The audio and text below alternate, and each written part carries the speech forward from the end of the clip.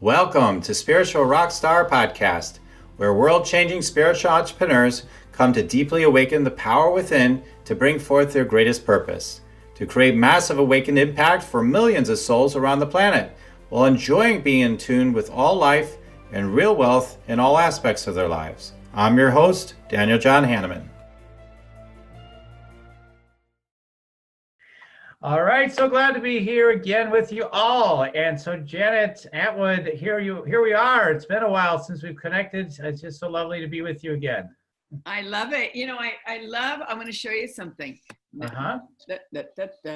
Oh yeah. You got one over there. That's amazing. That's amazing. It's so beautiful. And look at, see in the way back. Oh, yes, I see that one. Yes. I've got them all over. I haven't quite seen one like that before. Yeah, That's amazing. I love that. I love that. So, oh man, I'm so looking forward to diving in. This is a perfect time for us to be getting together to do this interview. Yeah, because things are shifting, things are shifting, you're doing new things. And I want to really get into it with you so people can understand the overall shift happening and how you're serving people right now. And you've got amazing new work that you're doing in the world. And so let me go ahead and share about you to everyone. Janet Bray Atwood is the co-author of the New York Times bestseller, The Passion Test, The Effortless Path to Discovering Your Life Purpose and Your Hidden Riches, Unleashing the Power of Ritual to Create a Life of Meaning and Purpose. As an expert on what it takes to live a passionate life, Janet is all about that. She has presented her programs as a featured speaker to hundreds of thousands of people around the world, including the Dalai Lama, Sir Richard Branson, Dr. John Gray, Jack Canfield, Lisa Nichols, Stephen Covey, Brendon Burchard, and many, many, many, many more. And Janet has taken hundreds of thousands of people through the Passion Test process all over the world. Janet is the co-founder of the Passion Test certification program that has now over 4,000 plus certified facilitators. And I'm so grateful for that because I'm one of those people. I was in one of the earlier groups, and I'm just so grateful for the Passion Test. We'll get into a little bit later. Yeah, around the world, it's over 70 countries. It's incredible. Janet is also the co-founder of the Passion Test for Business and the Mastery of Self-Love program. Janet is the teacher of Transcendental Meditation and a facilitator of the work of Byron Katie. For her ongoing work with the homeless and kids in lockdown detention centers, Janet has received the highest award of service from the President of the United States, the President's Volunteer Service Award. Janet received the World Peace Flame Award from the Life Foundation International for her work in promoting peace. And then in 2013, Janet was knighted by the Order of the Orthodox Knights of St. John in recognition of her commitment to the healing of humanity. And in 2016, Janet received the Transformational Leadership Council Award for Excellence in Leadership. Janet presently lives in Fairfield, Iowa, and for more information, you can go to www.thepassiontest.com. And Janet, again, just a great pleasure to be here with you. Hey, interview over. That was a long bio. We need to whittle that one down, eh? Well, that's it. So you've been up to a lot. We cut out a lot already. So, wow. Yeah. I mean, honestly, it's been years since we actually had a live conversation together. And although, for me anyway, it's like I have that connection with you. So I always feel you're near and dear in my heart. So it's like I always kind of feel like you're with somebody anyway, even when you're not talking. I know. I never felt a distance. I've never felt a distance. Yeah, exactly. That's what's the beauty of life, isn't it? So Janet, I'm really curious. I mean, I have noticed lately you've been talking about self-love, and you for so many years you're with the, just exclusively, really, for the most part. I mean, you did other things, but I mean, you mostly were focused on the Passion Test. You branded yourself with that. That's what you became known for. And I was just curious about that. What created this transition from that work into really, talking a lot about self-love? Thank you. Well, there were actually two, I would say there were two main moments that happened. And one was that I started to think, where are my trainers that, I have 4,000 trainers, but why aren't 4,000 of them out there? They come to our courses. We always get a 9 or a 10 in terms of what do you think. Some people give us a 9 because a 10 is way too big to, say it's just like perfect. But we have really, really happy students taking the passion test. And I was wondering, where are a lot of them? Why aren't they out there? They leave so excited. They leave like they're going to burn it up. And then you don't hear from them. And I started to think about that. Why is that? And I started to really come to understand after asking a few of them that it's because even though when they were with us, we were shining a light on their greatness, so they felt bigger than life.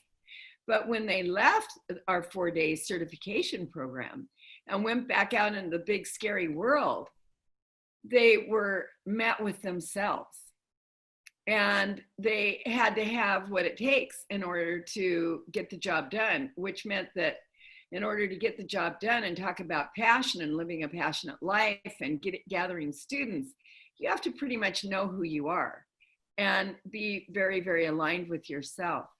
And I realized that they didn't, that so many of them really were passionate, but passion wasn't enough. That what was lacking was the self-love piece, that they didn't love themselves enough. So they were lacking in that courage. They were lacking in that faith. They were lacking in those areas that you need in order to know who you are well enough to get out there and get rejected, because it's a numbers game always, no matter what you're doing. Whatever you're offering, it's always a numbers game. And unless you know who you are, what happens, you take it personally. And if you take it personally, then after a while you go, this doesn't feel good, I can't do this. I'm going to go back to my JOB, my just over broke, where there's my safety and security, but not really, it appears. So that was one thing, defining moment. Another was I realized that even though I was the passion queen, I was still not the love bug that I wanted to be. And I thought, I really, if I leave this planet, whenever I leave this planet, I want to leave and be known for the most loving, kind, sweetest person. Really, that's what really matters to me. Nobody's going to think about, oh God, I really miss her. She had 2 New York Times bestselling books and 4,000 trainers and traveled all over the world, right? No, that's not what you think. You think about, how did my love affect you? How did my love affect you? And so I started thinking, okay, I need to create a self-love course. I need to create it for my students, but I need to create it for me. Because I understood well enough from traveling all over the world teaching the passion test, this process to help people get clear on the things that matter most to them, their passions, that when you talk about something, what happens are a number of things happen. Number one, you become more versed in that and more versed in that and more, and you become that after a while. You can't help that. What you put your attention on grows stronger in your life. But what I also realized that happens is you also notice the gaps in the knowledge that you have. And so therefore you go after the knowledge that you need in order to fill those gaps. So I thought, I've got to do that with self-love. It'll be serving me. It'll be serving my trainers. And so I just started reading and just actually really attentioning. And I'm very intuitive and started to really download, what is self-love? because, you know, one of the things that I know we forget to do so oftentimes when we want to know something is we forget to ask ourselves. Now, I've been meditating over 50 years, more years probably than you were born. I don't know how old you are, but Around that many years, Jan. I am 51 now. okay, all right. So But about as old as I am, yeah. yeah, but for a lot of people, right, that are listening a lot older, I've been meditating a long time. Yeah. And what I've come to be able to do is when I have a question, I don't need to go outside of myself. I just need to ask myself to have the answer. And so I started getting these downloads, and one after the other, and doing research, of course, doing the regular things that you would do when you want to master any subject. And that's how it all started. And what was phenomenal was that love, I found, and we've heard this, but I got to experience it. Love is the highest energy on the planet. And love is the greatest purifier. And love will bring up anything unlike itself to be healed. So when you're intentioning and attentioning love, what starts to happen is anything inside of you that is not congruent to that energy that is the highest energy on the planet has to move out of you. It has to. Mm-hmm. And it's kind of, sometimes it can be a little uncomfortable if you're attached, right? And you don't want to surrender to sometimes standing in what I call standing in the fire of your own discomfort. Mm-hmm. But what the outcome was and continues to be, because self-love is a practice. It's not I'm there. You know, unless you're walking on water, it's a practice. Was that Chris Atwood came to me, my ex-husband, who's my best friend and my business partner now, and said, you know, I have never seen anyone grow faster than you. Why is that? And I said, I know why you think that, because you just see by the way I would respond, from how I'd respond in the past, how I respond in the present. And I said, I can't see that I'm doing anything different other than I'm talking about self-love.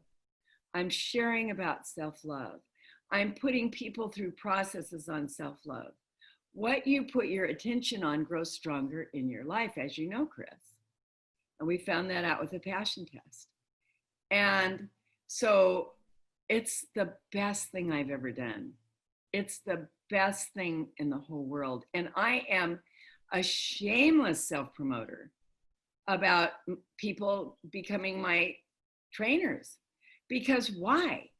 Because love is the greatest energy on the planet. And what, Dan, during this time, do we need more than love? Nothing. Think about it. And there are people out there that are saying probably, oh, yeah, well, I read a book on that 20 years ago. Or I took a seminar on that. I got it. I'm good. I love myself.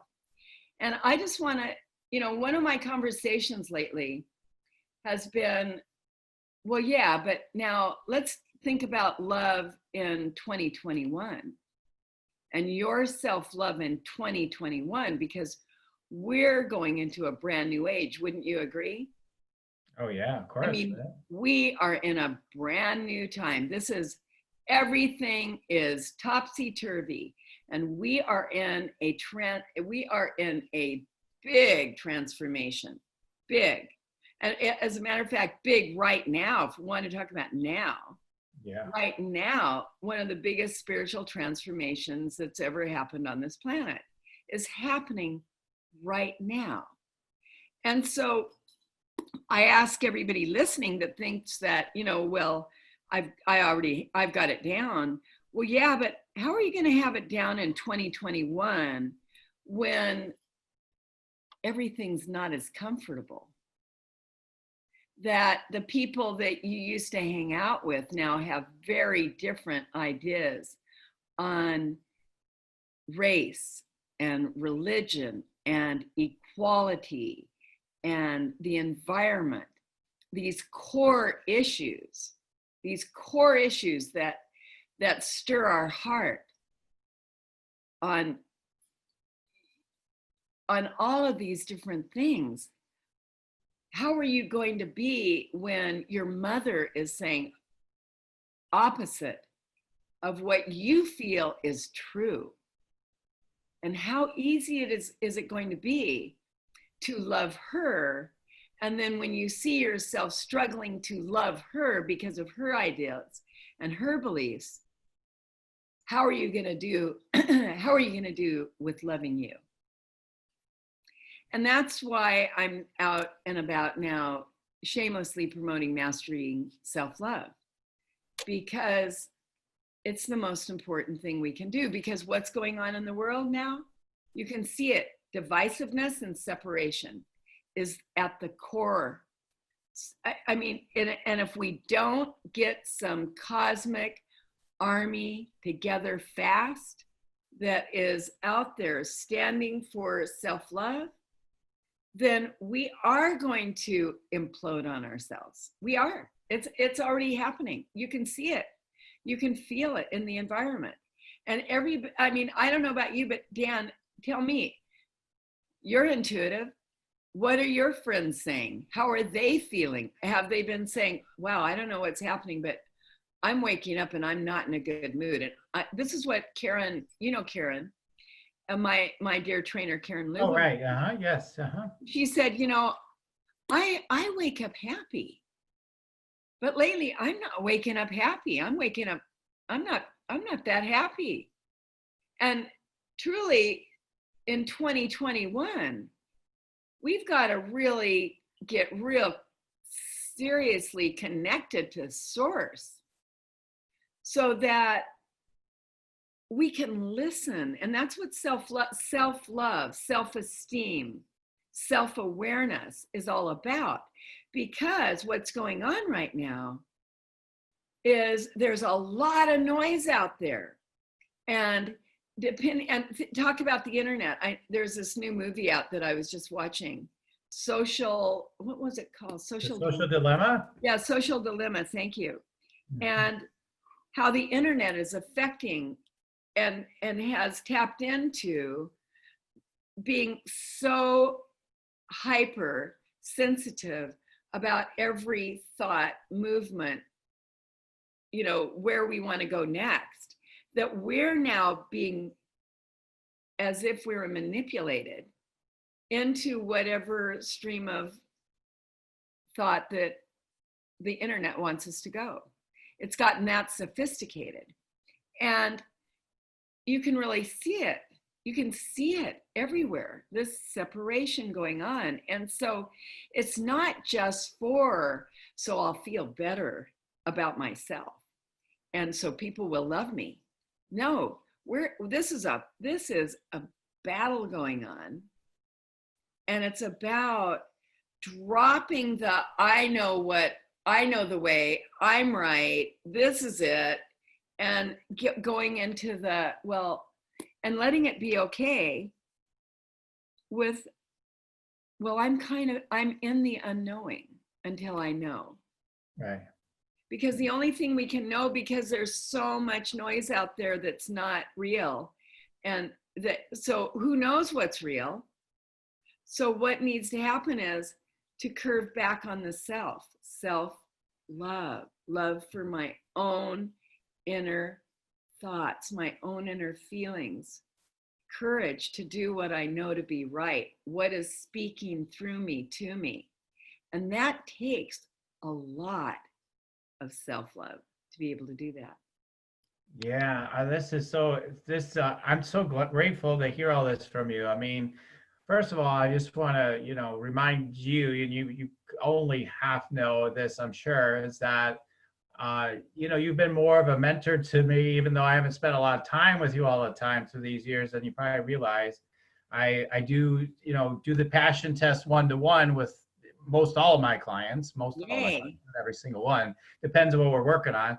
But I constantly utilizing it for myself, for my clients, and I utilize the principles that you taught, through the passion test as well, which some that I already were aware of and some that refined my awareness at that time. So, I always talking about those things. I love always just reminding people that what they're putting their attention on is basically their life, their experience of their life.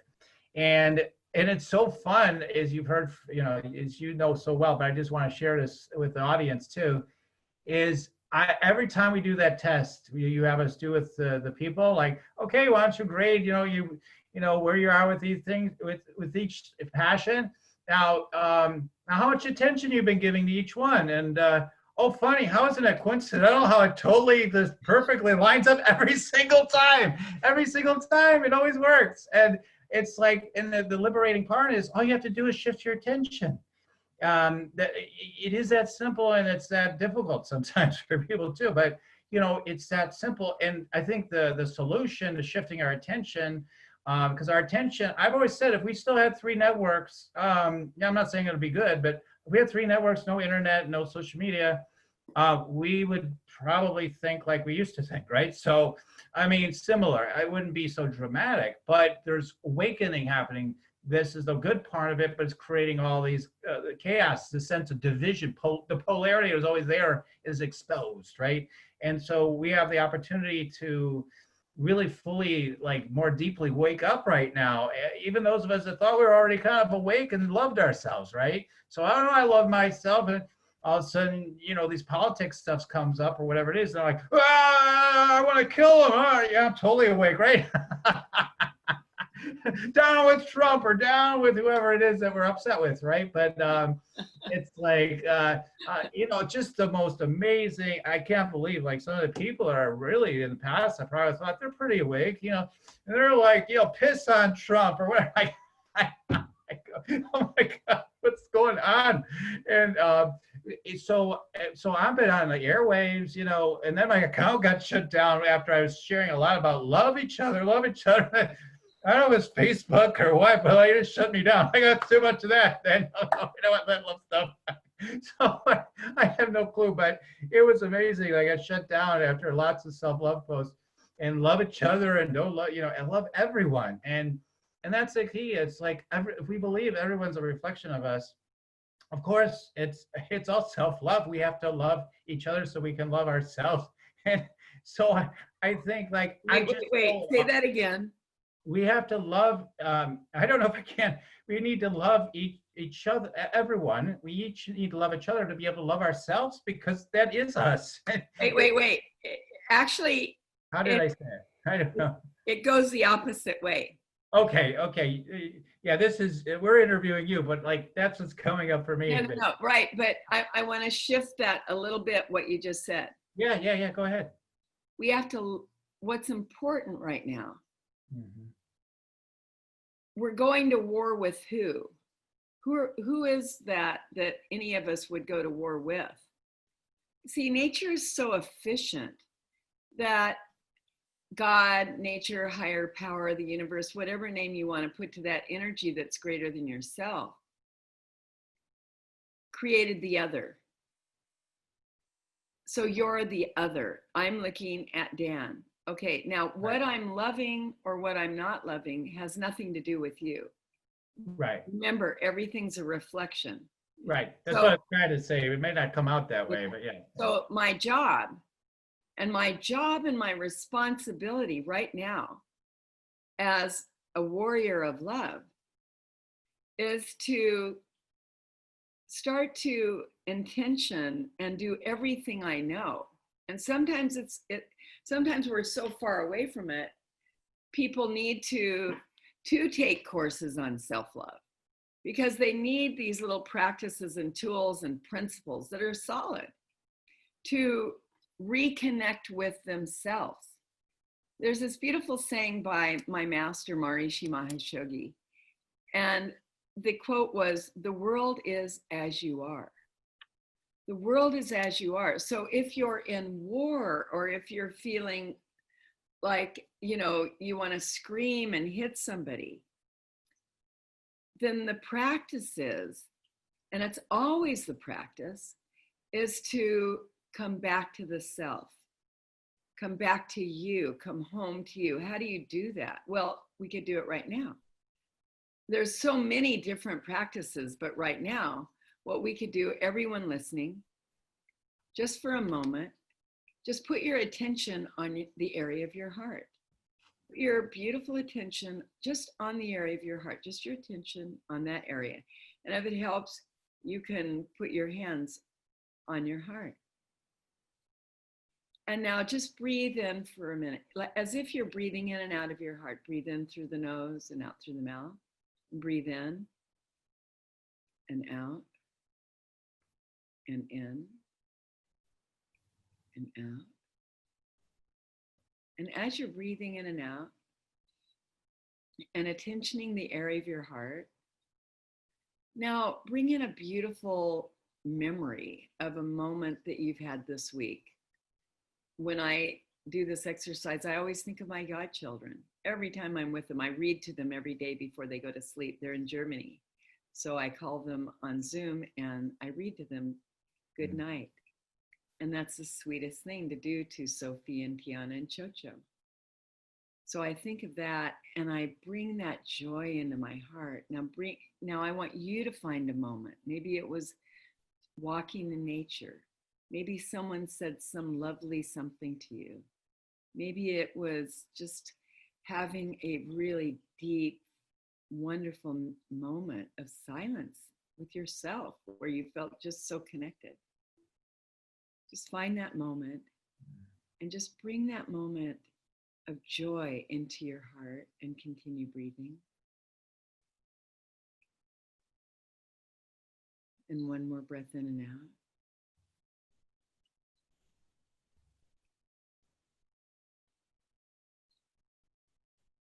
And you can feel it. Now open your eyes, slowly open your eyes. You can feel, how do you feel, Dan? Do you feel more connected? I feel a sense of maybe more peace, a little more grounded. Mm-hmm. How long did that take? That's a beautiful practice, by the way, from my dear friends at HeartMath. You know, just connecting up everything that is causing us any pain, separation, and suffering. It just says that we've thought, as Byron Katie, one of my great trainers, my great teachers would say, we're thinking something should be different than what is. So it's all about finding the different practices that bring you home to you. Because why is that important? Because I meet no one but me. The world is as I am. So when I'm off, what I am going to project outward is going to be off. And so what happens is I'm off, I'm projecting that outward, and therefore the universe will prove me right. And someone will be in my path where it'll reflect back to me my inner state. That is how efficient nature is, that at every given moment, through the people that we're with or the experiences that we have, we're able to see where we are. It's so beautiful. It's so beautiful once you start to understand this, that it becomes a world that is very nonviolent, because everyone is your greatest teacher. Everyone is showing you where either you've accepted yourself. I look at you, I'm in love. Oh my God, I love, what do I love? Whatever I'm loving is what I'm loving in me. If I'm looking at you and I'm not loving it, whatever I'm not loving is my work, is where I haven't accepted aspects of myself. So therefore, I want to push it outward. But really, everything is right here. All love is connected to the self. All love. It's so beautiful, isn't it? It's just so beautiful. And that's why what's so nice is that really the only person whose business we have to attend to is our own. Right. That's right. The only isn't that amazing, Jen? I mean, that's something that I came to realization of, like, probably around the time we were doing the passion test facilitation training. back around then when I was trying to get my business going in the world, and I'm one of the people that got successful doing business and sharing the passion test and stuff. Thank goodness, right?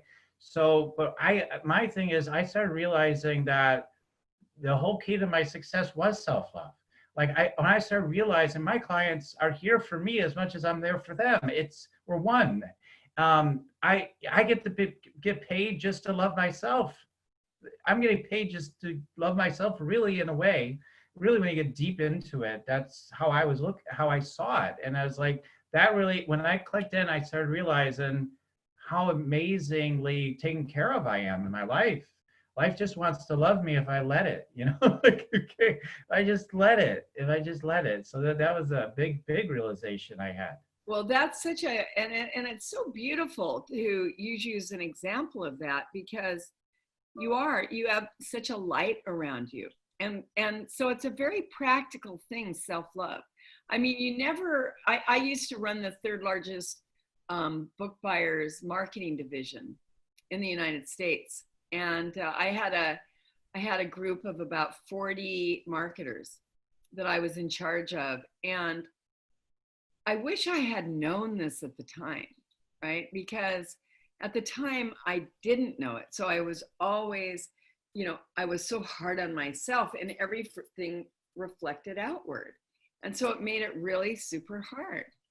And what I realized, and what I've come to realize, is that I was just interviewing my dear friend Steve Farber, and Steve was saying, love is just damn good business. Love is just damn good business. Because why? Because the person that you're hiring, you never think, and when I was in that job at that company that I was running, I was never thinking, God, I really want to hire the most depressed, awful, most negative person I could possibly find. They would have such a good influence on the environment. Yeah. Right? No. What are you thinking as a boss, right? You're thinking, okay, I want that person to be knowledgeable about the job, but more importantly, or as important, I want them to be positive and happy and upbeat. So he'll have a good effect on the environment of the other employees and of our clients. So it's so practical. It's really super practical. And yet so many people right now are finding that. I know a lot of people listening going, yeah, it's practical, but I can't seem to do it. I can't seem to find my bliss. And so for any of you that feel that way, you've lost your way, then one of the things that you can do is you can start asking remember, if you're here, if you're on this call, it's because your soul called you to be here. And one of the things that all of us forget to do when we need an answer is we forget to ask ourselves. So one of the things for each and every one of us to remember is to just put in your order. Remember how powerful you are. You don't know how powerful you are. Look at your life. Your life is a co-creation of the thoughts that you're constantly entertaining. So if you're not creating an award-winning movie, then change the reel. That's all you have to do. And if you don't know how to change the reel and start looking at life differently, then ask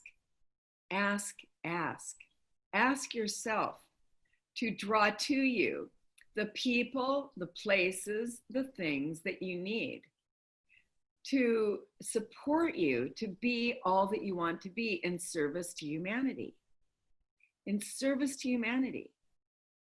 And I was talking with Chris Atwood today. Chris Atwood, as you know, is the co-founder of the Passion Test programs and the New York Times bestselling author of The Passion Test as well, and Your Hidden Riches. And we were talking about truly what is really important for all of us to remember is that we are so powerful and can create anything. And that if you forget that, there's always support that you can ask for.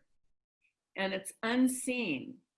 And as a matter of fact, and you know this by being an intuitive again, that 80% of what's going on in the world, 80% of our support is unseen.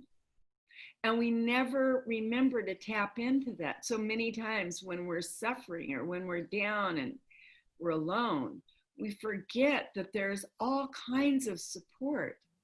And one way that you can gather support right now, if you're someone who maybe you just lost your job and it really shocked you, and in that shock, you can't even remember what to do. You know, what were those things I used to do to feel better? So as you're laying in bed, maybe you can't even get out of bed. Maybe it's just too big and the world seems too scary now because you don't know where your support is going to come from. You don't know where your next paycheck is going to come from, and you're scared.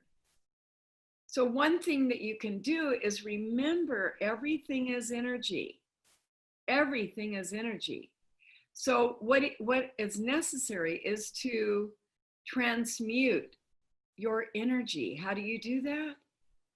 Well, one way you can do that is right now, look around you, and what can you be grateful for right now?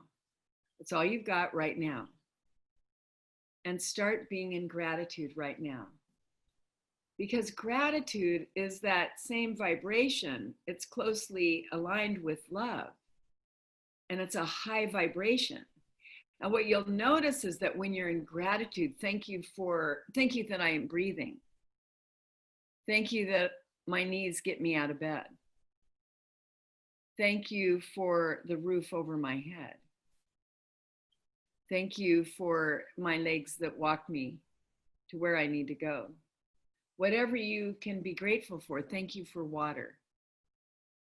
Because as you do that, what you'll start to notice is you're starting to raise your vibration. Because notice that it's absolutely 100% impossible to have negative when you're in a positive.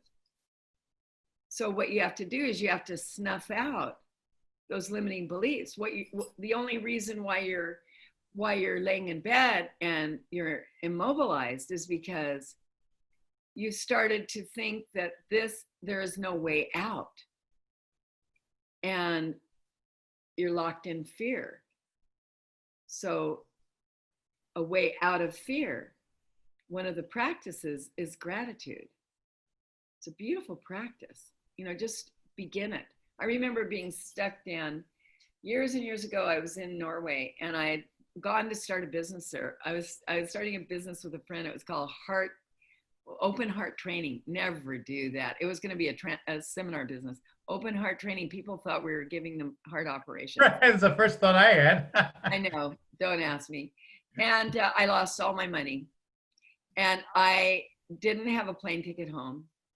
And I remember opening up this book by Eileen Caddy. And I just went, God, I don't know what to do. I don't know what to do. I didn't have a ticket home. I didn't have any money for food. And I was really scared.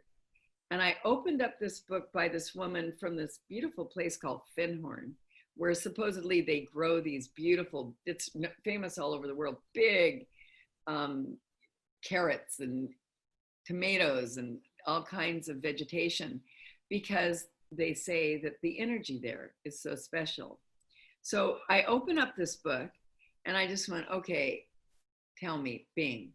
And Eileen Caddy started talking about, so if you ever find that you're stuck and you need to move from one place to the next, then one of the ways that you can do that vibrationally is to keep your attention on what you appreciate, on what you're grateful for.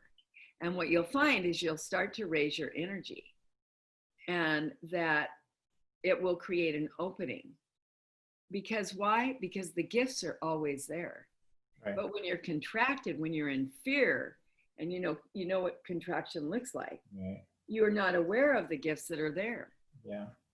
You know, it's funny, Janet, I feel like sometimes, I'm not wishing this on anybody, but sometimes when we're in more pain, we become even more grateful, right? Like all the things you took for granted, all of a sudden you're more grateful for. Like I remember Not that long ago, I had a really bad bout with back pain, like lots of us have had, but I had really bad, it was really, really bad. Couldn't sleep, all kinds of things. And I remember the first time I started feeling better, I was really starting to feel better. And I went out and we went out to eat and everything. And I was looking around and I was just like, oh my God, I'm just in such gratitude that I feel good.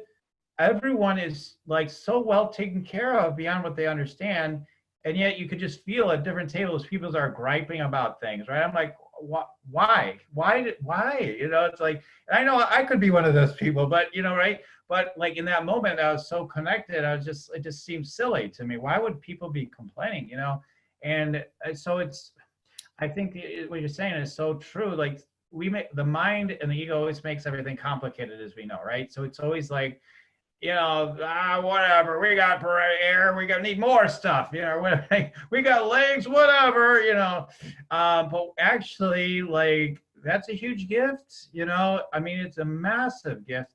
And we break it down to the most simple thing. It brings you in the present moment, and then you feel like everything's fine all the time. I mean, it brings you to, it gives you that possibility for you to feel that in each moment, at least. So, well, you're a rare human being. What most true, people need true, I'm not the average person. No, what most people actually need to do first, and I'm wondering if maybe you did in this journey before you started realizing how grateful you were, was to let it be okay that you feel how you feel. Yeah. Because what happens when we're not happy, we feel bad about not being happy. Right. When we lose our job, we have a judgment about ourselves big time. But now, especially now more than ever, is it's time for everyone to understand that it's okay that you don't feel okay. Let that be okay that you don't feel okay. It's okay to feel however you feel. It's absolutely okay to feel however you feel. And when you give yourself permission for what you're actually feeling, what you'll notice is that resistance and that pain that you were feeling prior now starts to ease off. Because why? Because when you resist, right, it'll, as John Gray says, our great Dr. John Gray from Men Are From Mars, Women Are From Venus, whatever we resist persists. So as long as we're resisting pain, pain is just a feeling asking to be felt. I'm going to say that again. Pain is just a feeling asking to be felt. And so what's important for many people is to not bypass that moment. I wrote a book years ago. It's called Sad to Glad. I'm sure you've read it. Oh, yeah, I've shared that a lot over the years. Yeah. 7 steps to being open in the midst of change, right? And the first step is to notice. Most people walk around numb to what's going on and they don't notice at all. They don't even want to notice. I don't really want to feel. I don't want to notice. So what they do is walk around, as Eckhart Tolle says, and they're in their pain body. They're just a walking pain body. So the first step is to notice wherever you are. Notice. The second step is breathe. What did I have us do today? I had us breathe. Breath, prana. Prana means life. Prana, life. So breathing opens us to more life. Notice, breathe, and then ask to be open, right? Who do we forget to ask? Ourselves. So give ourselves that permission. May I please be open to expand again? It would be great if we could just say, okay, I'm going to be open, but it's not that way. But when you put in your order, please may I be open to expand again, what you'll notice is that this grip isn't as gripping. Notice, breathe, ask to be open, go into the body, because always whenever there's any type of pain that's going on, there's always a physical abnormality in the structural or physical level of the nervous system as well, correspondingly. So go into the experience, go into that sensation, and go all the way in it. That's so important, because what is happening there? It's healer, heal thyself. Consciousness being conscious of itself, not resisting pain, but absolutely turning back, curving back on myself. This beautiful saying from the Vedas, curving back on myself, I create again and again. Curving back on myself, my consciousness healing myself. And what you'll find is when you go through these 5 steps is that the pain starts to subside. The grip starts to subside. Why? Because what you have done is self-love. Self-love, your love, your consciousness on self, on that pain inside of you. Self-love. And then use a tool like gratitude, right? Some people can't go straight to gratitude. Some people have to go through these steps because it's just too gripping. But what you'll notice is that all of these steps, and then think of something: gratitude, meditation, walking in nature, talking to a supportive friend. You know, what are the things that open you again? And so many of us, don't we, have judgments that when I'm not happy, ooh, you know, I'm bad, especially in this world of success, right? That means I'm a negative. No, we wouldn't judge the sun when the sun goes down. We don't say the sun is more powerful when it's up. And, oh, it's so weak when it goes down. We don't judge the moon when it's up or when it's down. It just is. And in the same way, contraction and expansion are a natural state of consciousness. So this is a great practice for everyone. And it's, by the way, it's my free gift to your community, my From Sad to Glad ebook for everyone, so that they can experience these 7 steps. And the 7th step is, usually our contraction is oftentimes, or our pain, around someone else, to communicate clearly. So yeah, that has been huge over the years, me sharing again and again about that whole thing about contraction into expansion, and, you know, jump between the 2 states, and you know, hey, it's awesome. Like when you're contracted, it's like you get to do what you want to raise your vibration. Isn't that a gift? I mean, it actually almost like becomes everything becomes good then, in a way, right? It increasingly creates more of that, right? So it's like, okay, wow, all right, I'm feeling contracted. Maybe I need a break. Maybe I need to go for a run. Maybe I need to go for a walk. Maybe I need to meditate, whatever, right? Use those tools as you guys taught me, right? Physical, mental, emotional, spiritual, and all that good stuff. And it raise that vibration. And then, like you guys taught, like then you're on an expansion train. It's a ghost signal. You just, man, you just, because I've learned that so many times, I've experienced that since that time, Janet, is when you're loving yourself, how productive you are when you're in that expanded state. Then when you're in that fully expanded state, the things you thought would take a whole day might take 45 minutes. You're like, just crank it out because you're so connected and it's so easy now. And so wait a minute. So what Dan's talking about is we all have an inner GPS, right? Yes. And so if you're contracted, that's your inner GPS just saying, hey, it's time to do something for you to raise your happiness level. So what makes you happy? And thinking of your physical, mental, spiritual, emotional tools, right? So anything that brings you happiness, and as you start to become happier, and you'll notice that the pain starts to lose its grip.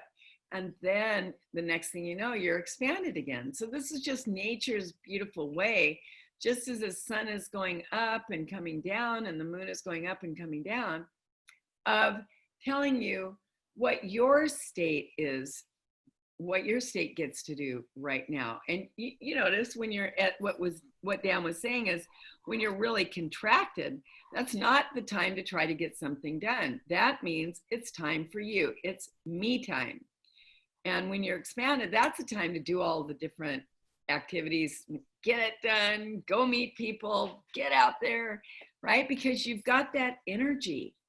So for everyone listening, be kind to you, because as you treat you, you treat everyone.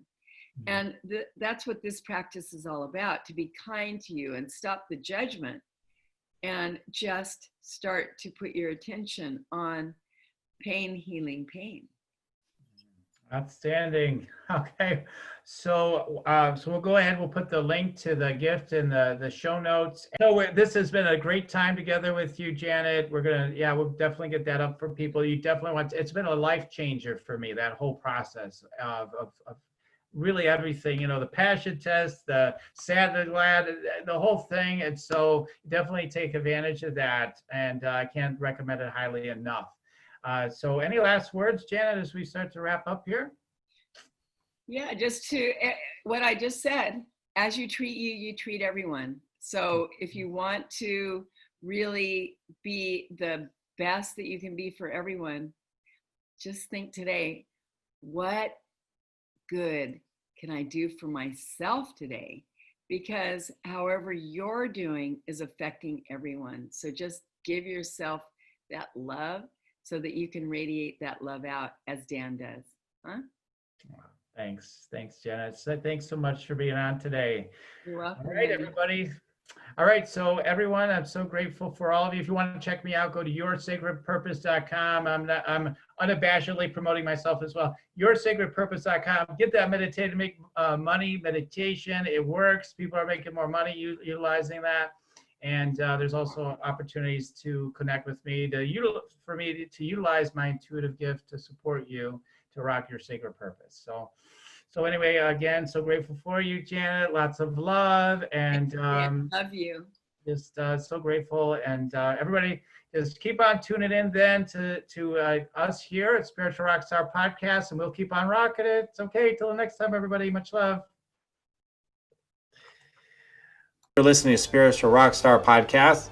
Stay tuned for our next upcoming new episodes each Wednesday and Saturday. Please be sure to subscribe, rate, and review to help us to serve you best.